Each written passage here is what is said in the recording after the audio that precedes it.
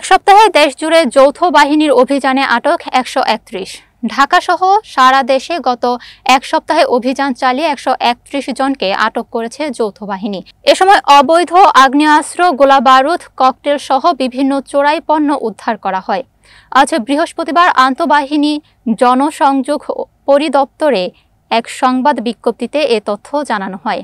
এতে বলা হয়, দেশের চলমান পরিস্থিতিতে আইনশৃঙ্খলা নিয়ন্ত্রণে রাখতে দেশব্যাপী পেশাদারত্বের সঙ্গে কাজ করে চলেছে বাংলাদেশ সেনাবাহিনী। এরই ধারাবাহিকতায় গত ৩১ জুলাই থেকে ৭ জুলাই পর্যন্ত বাংলাদেশ সেনাবাহিনীর বিভিন্ন পদাতিক ডিভিশন, স্বতন্ত্র ব্রিগেডের অধীনের ইউনিট ও অন্যান্য আইনশৃঙ্খলা রক্ষাকারী বাহিনীর সমন্বয়ে রাজধানীসহ দেশের বিভিন্ন এলাকায় বেশ কিছু যৌথ অভিযান পরিচালনা করা হয়।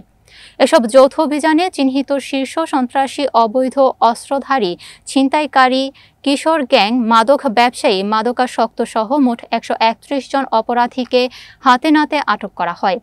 তাদের কাছ থেকে ৯টি অবৈধ আগ্নেয়াস্ত্র, ২৮টি বিভিন্ন ধরনের গুলি, ১২টি ককটেল, সন্ত্রাসী কাজে ব্যবহৃত বিভিন্ন প্রকার দেশীয় অস্ত্র, মাদকদ্রব্য, চোরাই মালামাল ও নগদ অর্থ উদ্ধার করা হয়।